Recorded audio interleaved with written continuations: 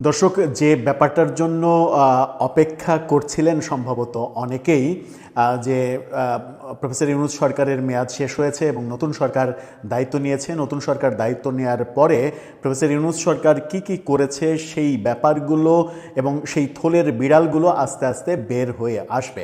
এবং সেই বের করার ক্ষেত্রে সবথেকে গুরুত্বপূর্ণ ব্যক্তি যিনি হতে পারতেন, তিনি বর্তমানেও দায়িত্বে রয়েছেন বাংলাদেশের মহামান্য রাষ্ট্রপতি। মহামান্য রাষ্ট্রপতি তিনি ইউনূস সরকারের থলের বিড়াল ফাঁস করে দিয়েছেন। দৈনিক কালের কণ্ঠের এক ইনক্লুসিভ সাক্ষাৎকার, সেই সাক্ষাৎকার আজকের ছাপানো কালের কণ্ঠে আপনারা সবাই পড়তে পারবেন। প্রথম পাতায় পুরো হাফ পাতা লিড নিউজ করেছে তারা। পুরো এক পৃষ্ঠারও বেশি এই সাক্ষাৎকারটা। এই সাক্ষাৎকারে মহামান্য রাষ্ট্রপতি প্রফেসর ইউনূসের সমস্ত অসাংবিধানিক কাজের ফিরিস্তি ফাঁস করে দিয়েছেন এবং তিনি বলেছেন প্রফেসর ইউনূস সরকার চলেছে পুরোটাই অসাংবিধানিক ওয়েতে।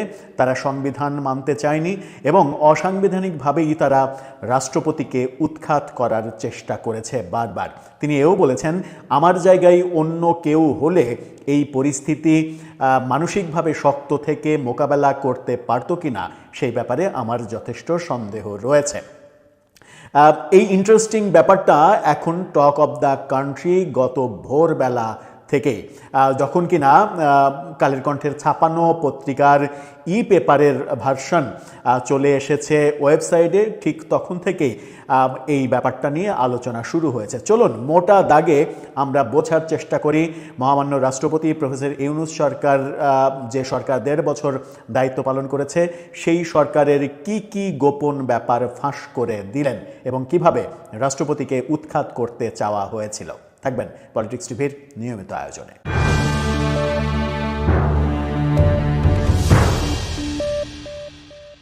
দর্শক, বলছিলাম কালের কণ্ঠের ইনক্লুসিভ সাক্ষাৎকারের কথা। মহামান্য রাষ্ট্রপতির সাক্ষাৎকার প্রকাশ করছে কালের কণ্ঠ। আজকের ছাপা পত্রিকাতেই আপনারা সেটা পড়ে নিতে পারেন পুরোটা চাইলে। তাকে প্রথম প্রশ্ন করা হয়েছিল, কেমন আছেন মহামান্য? তিনি বলেছেন, সপ্তাহখানেক ধরে ভালো আছি।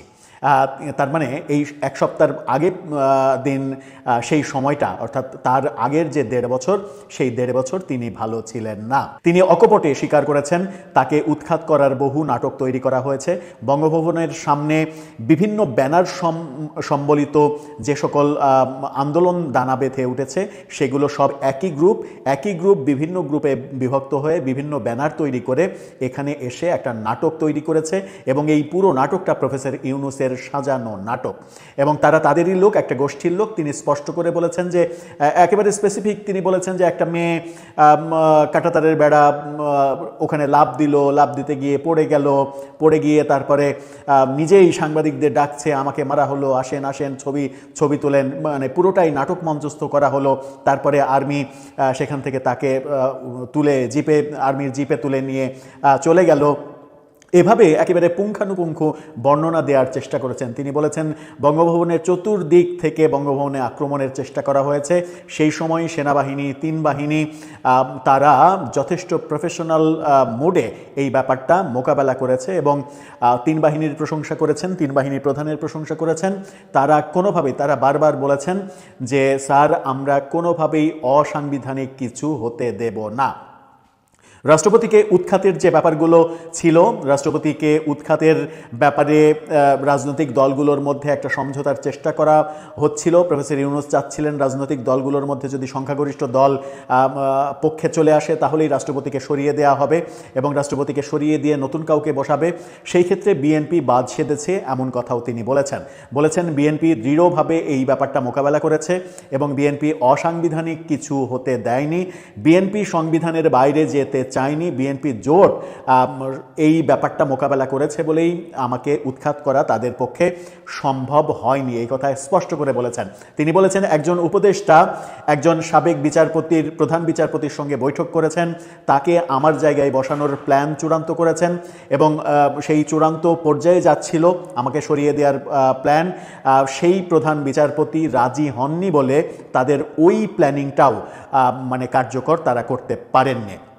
তাকে প্রশ্ন করা হয়েছে এই তথ্য আপনাকে কে দিল। তিনি বলেছেন যে আমি বিচারাঙ্গনের লোক, আমি খুব সহজেই বিচারাঙ্গনে আমার লোকজন তো আশেপাশে থাকেই, সেই মাধ্যমেই আমি খবরটা পেয়ে গেছি। অর্থাৎ উপদেষ্টা, প্রধান উপদেষ্টা, উপদেষ্টা পরিষদ কেউই চাননি রাষ্ট্রপতি থাকুক, তাকে সরিয়ে দেওয়ার প্ল্যান হয়েছে। শেষ পর্যন্ত সম্ভবত সদ্য সাবেক প্রধান বিচারপতিকেই তিনি ইঙ্গিত করেছেন, তিনি রাজি হলে সম্ভবত রাষ্ট্রপতিকে সরিয়ে দেওয়ার ব্যাপারটা হতো।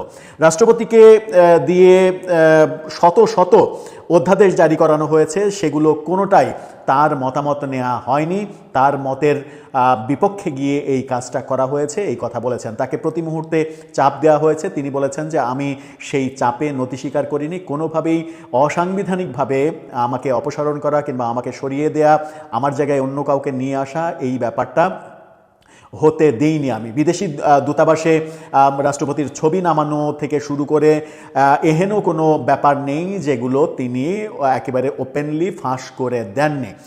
তার এই সাক্ষাৎকারে মোটা দাগে তিনি যেটা বলতে চেয়েছেন সেটা হচ্ছে তাকে চরমভাবে অসম্মানিত করা হয়েছে, তাকে চার দেয়ালে বন্দি করে রাখা হয়েছে, দেশে বিদেশে কোথাও তাকে যেতে দেওয়া হয়নি এবং তাকে অপমান করা হয়েছে প্রতিনিয়ত, তার অজান্তেই সব কিছু করা হয়েছে।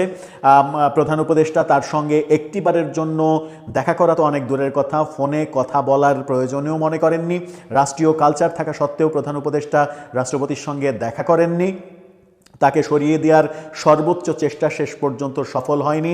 তিনি বলেছেন বিএনপির একেবারে বলিষ্ঠ পদক্ষেপে, বিএনপির সিনিয়র নেতাদের পদক্ষেপের কারণে এবং তিন বাহিনীর কারণে এটা সম্ভব হয়নি, স্পষ্ট বার্তা দিয়ে দিলেন। অর্থাৎ প্রফেসর ইউনূসের মানে আরও অনেক ব্যাপার রয়েছে, সংবিধান বিরোধী, রাষ্ট্রবিরোধী যে কর্মকাণ্ডগুলো এই সরকার করেছে সেগুলোর একেবারে আদ্যোপান্ত তিনি বলে দিয়েছেন এই দীর্ঘ সাক্ষাৎকারে।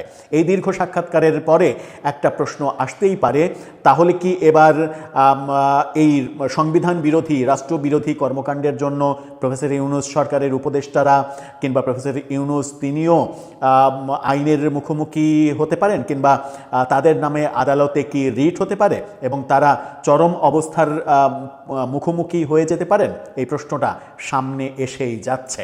এই প্রশ্নটা যখন সামনে এসে যাচ্ছে তখন একটা ব্যাপার খুবই জোরালোভাবে বলাই যায় যে রাষ্ট্রপতি সাক্ষাৎকারে যেটা বলেছেন সেটার মিনিং দাঁড়ায়, তিনি বলেছেন যে একটা পক্ষ, একটা গোষ্ঠী এই কাজটা করেছে এবং সেই কাজে সরকার সহযোগিতা করেছে।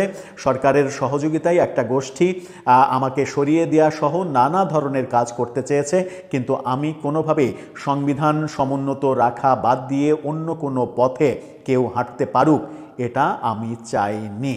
দর্শক বুঝতে পারছেন কিছু? আরও অনেক থলের বিড়াল বেরিয়ে আসবে ক্রমেই। এবার বোঝা যাবে যে গত 1.5 বছরে আদতে হয়েছেটা কি। আপনার মতামত এ ব্যাপারে জানিয়ে লিখতে পারেন আমাদের কমেন্ট বক্সে। দর্শক, সম্পূর্ণ ভিডিওটি দেখলেন, আশা করি বিষয়টি বুঝতে পেরেছেন। এই নিয়ে আপনার গুরুত্বপূর্ণ মন্তব্যটি অবশ্যই কমেন্ট বক্সে জানিয়ে দিবেন। ধন্যবাদ।